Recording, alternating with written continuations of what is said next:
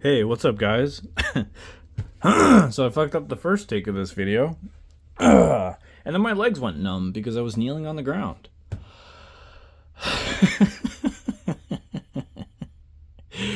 Okay, so anyway, let's try this again. Oh, fuck, man. Okay. So normally, I've been doing budget reviews for you guys because I had a bunch of budget knives in stock and inventory, but I don't have any currently. And the order that I placed isn't coming for another like day or two. But I will for sure do a budget review on some of those knives. Anyway, so I thought I would do a review on. You're probably wondering what this is. It is a Remette, so I guess duh. If someone's like, well, yeah, I could tell it's a Remette moron. This is a this was a limited run of 300 knives through GoingGear.com over on Whatnot. So this is the Remette Wild Species. This was a exclusive directly through GoingGear with Remette. I just looked it up on the website actually, because I didn't do that before I shot the last video, because I'm an idiot. Dude, sometimes I make these videos and then I have like this weird imposter syndrome where I'm like, I didn't do enough research. And I'm like, for sure, I left something out. So I decided I'd go back onto the website and look at the the specs, because you can get a Remette Wild Series. You can't get this, but you can get one. It's the high end version. It's got like crystallized titanium handles and all kinds of crazy shit. It looks really nice.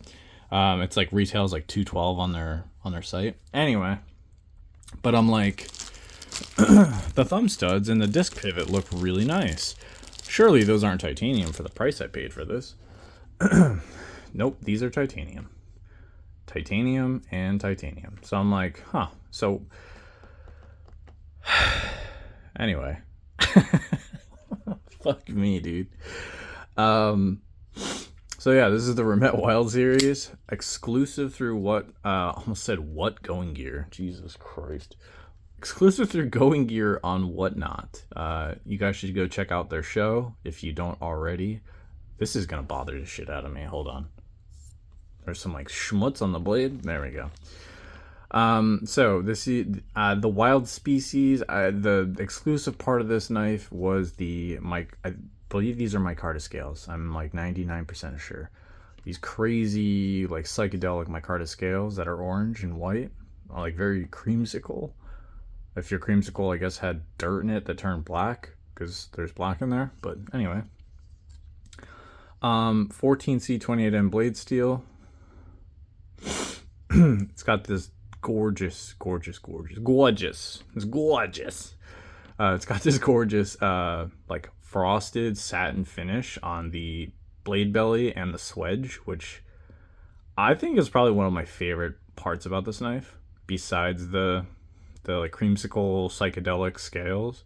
Also, doesn't have a reversible pocket clip, but doesn't matter because I think these are all sold out since they were a limited run. It is a liner lock, obviously, as you can tell. Very, very nice liner lock at that. I love liner locks that have great ergonomics.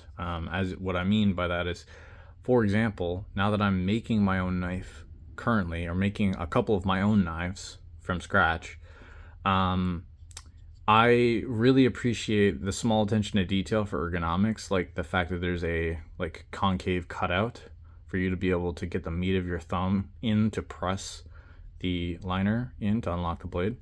On a lot of on a lot of knives, I shouldn't say a lot. On a few knives I've come, not a few. Now I'm just contradicting myself.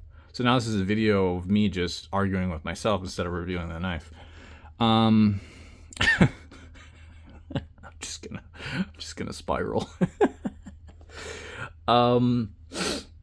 What I'm trying to say is, a lot of liner locks that I've had and that I do have in my collection or that I use daily, they don't really have a cutout for the meat of your finger to get in there and unlock the knife. I mean, I'm trying to think back. Some of them do. Some of them have enough space between the scales and the liner so you get the meat of your thumb in there. But I know a lot of people who have like really chunky thumbs. You got them like Vienna sausage, like boxer fingers. It's really hard if you unlock liner locks, which I understand. So the fact that there's this nice little concave cutout, I dig that. And then on top of that, it's not just like a straight up cut piece of metal. There's some slight geometry done to the liner as well on both sides of the liner. You can even see it on this side. That's really nice. Really nice really nice attention to detail. Next on the thing to talk about, blade drop. Very nice blade drop. Slow. I know some people probably like super fast blade drop. I don't want to lose my fingers. I already have 5 only, but I don't need to lose more of my fingers. I think my cat is currently knocking shit off the table behind me. Non-reversible pocket clip. Don't know if I mentioned that. The backspacer is G10, which I gotta be honest, I don't mind. Because the price point for this knife when it was being sold on Whatnot, on the Whatnot Lives, I don't think these were on their website. I could be wrong. You'd have to check. I only bought this through the live. But I would say that I think I would have appreciated a nice anodized titanium backspacer to accent with the pivot and the thumb stud. That it's not like a make or break for me at all. I just looking at it from like a design standpoint, and just the fluidity of the design in general, and having all the materials sort of like kind of like reflect and bounce off of each other. You know, I think that would have been a really nice addition. Originally, when I shot the first version of this video 10 minutes ago, I thought it would be cool to have the micarta as a backspacer. But I think that would take away from the really cool psychedelic micarta scales. Maybe I'm wrong. I don't know. Someone, you guys tell me what you think. I think that having a nice blue anode backspacer to match these accent pieces would have been really nice. But I guess at the same time, having this micarta, this crazy psychedelic micarta as a backspacer would have been cool too. So having this just plain generic G10 backspacer, I don't know. It's I know I'm like harping on a backspacer. What have we come to, right? First world problems. But just from a design standpoint, I think it would have been really cool. From an artistic perspective, okay? I did go to school for art. I'm just going to leave it at that. Also, something else I just noticed. Hey, yeah, my nub. You guys can see my potato now, my nub. This has a really nice groove in it. I didn't realize that they did that. They like profiled the side of it. I don't know if you guys can see that. I'm learning new stuff about this too. This knife has literally sat in a box for like 3 weeks. I bought it, it arrived at my house, and then I looked at it and I was like, that's super sick. And then I put it back in the box. So the fact that they've profiled it and then did a nice little profile notch all the way around from front to back, that's really cool. I dig that. That's a very nice touch. It breaks up this pattern, which I didn't even notice before, but now I'm looking at it. That's dope, man. That's super dope. Did they do one here? I think they did one here. Maybe not. No, I think it's just profiled for the liner. Still very nice. Yeah, it's just profiled here lower for the liners, but that's really nicely done. My hip, oh god, I'm laying awkwardly and my hip hurts. There we go. Okay. Alrighty. So yeah, you could guest star my potato in this video, aka my nub. Oh yeah, front roll. Front roll, fantastic. You guys know how much I hate front rolls. Did a great job on the front roll on this, honestly. You don't really have to put a lot of oomph into opening it. Usually a lot of front rolls just suck because there's not a lot of, at least in my opinion, there's not a lot of blade meat to grab with your finger to get the knife to propel out of out of detent. I will say you can't really, or at least I can't. Hold on, let me. No, there's not enough room for me to be able to reverse flick it. For me to get my finger in there, and the detent on this is really strong, so the only way I can eject it with thumb studs is with my thumb. I can't reverse flick it, so there is that. Nice jimping, very nice jimping, nothing crazy. It's kind of aggressive, actually, feeling it now. Yeah, that's aggressive. And you have this nice, I wouldn't even call that a choil. I don't, maybe? No, it's not a choil. It is a nice spot for your, it would have been nice for there to be some jimping here, I think. But this is also kind of more of a collection piece than it is like an everyday take out to the construction site and beat the shit out of it for 8 hours. So, you know, I'm probably overstretching a little bit, being like, there's no jimping here. Gorgeous knife. They killed it with this exclusive, though, sincerely. Trying to think if I didn't touch on anything. Oh yeah, they're serialized to 300. I got 126. Just a just a personal number of mine, just an important personal number of mine, and it's 14C, so really can't go wrong with 14C blade steel. Just that great budget banger blade steel. Is there anything else? It's on cage bearings for sure, like 100%. There's no way that it's not. Just from the actuation. Yeah, you can see the cage bearings right there. There you go. Yeah, non-reversible pocket clip. I think I covered that. Oh yeah, the blade centering is kind of not amazing. It's not awful. It's 1 out of 10, 10 being perfect. I'd say like an 8.5. Yeah. Very cool though. I dig it. It's probably just gonna, like I said, sit in my personal collection. I don't know if I'm ever really gonna use it. Some knives I buy and collect and then actually physically carry them every day and use them. Other knives, they just kind of sit, and every once in a while I pull them out of the box and check them out and just kind of appreciate the ingenuity and design of them.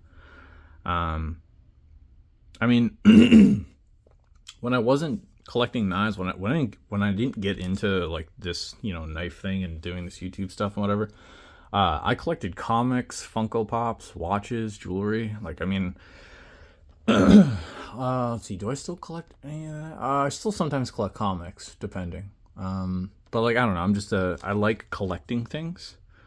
I'm not a hoarder.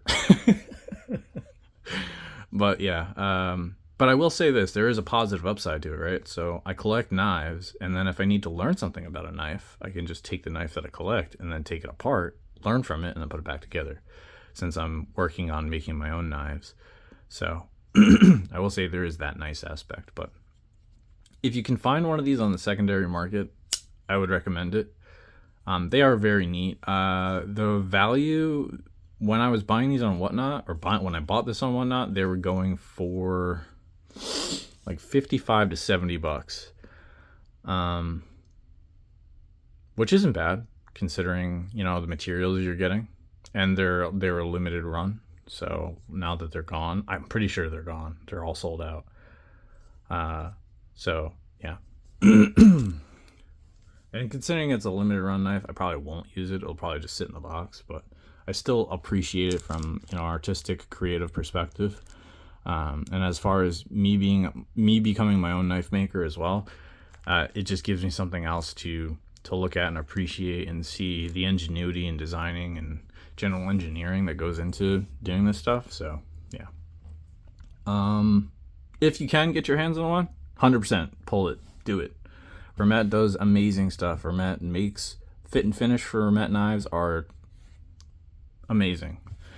And their packaging is fantastic. Like I don't know, can't really go wrong. So if you do find one on the secondary market, I'd pull the trigger on it. It's worth it. Granted, I don't know how much they'd be, but yeah. I think that's pretty much it. My hand's getting cold because the room I'm filming in is, I think, like 25 degrees Fahrenheit, maybe. So yeah, I think I'm gonna call I'm gonna call the video there. I don't know what the next video will be. I was thinking about doing like Mail Monday videos, but the problem is I don't always buy stuff, and it doesn't always get here on Mondays. So I mean, like, not literally. I mean, I have a box to my left of like all the stuff I collect, knives, like they just sit in a box. I mean, they're really nice, but they just sit in a box. So like maybe I'll slowly like dig through my personal collection, but I feel like personal collection knives don't probably do as well as me sitting here doing reviews for like budget knives that everybody can go out and buy and experience and appreciate. So I try and do what's better for the algorithm than I do, what's more beneficial or easier for me. So if you guys, there's over 300 of you, if I don't know, a majority of you want me to sit down and show you some of my favorite knives from my personal collection or something, drop a comment. If not, that's totally cool. I don't take it personally. This this channel is dedicated to showing you guys what's on the market, reviewing it, giving you my honest opinion, and on top of like, other stuff I choose to do, obviously. But I want to try and make the content that's on this channel beneficial to people as much as possible. And just want to keep it real. So yeah, I know the videos that are like more personalized, whether it's talking about like stuff I'm doing or stuff behind the scenes or whatever, don't do as well as like the knife review stuff, but I still care to hear what you guys have to say. So if you guys are like, we'd love to see your personal collection, or like, show us what you're working on behind the scenes or whatever, I'll happily do that. But yeah, otherwise, I'll just keep trucking along and doing whatever I'm doing. So yeah. Not to say like I'm just doing this for the sake of doing it. Like, I enjoy doing this, but I also want to do what's beneficial for the EDC community, to help you guys in an ever shifting and growing and evolving market. So yeah. Anyway, that's that. Hope you guys enjoyed the video. Yeah, I'll see you guys in the next one. Be sure to hydrate, be sure to eat some good food, and be kind to yourself. Be kind to each other. Okay? Awesome. Have a good one, dudes. Take care.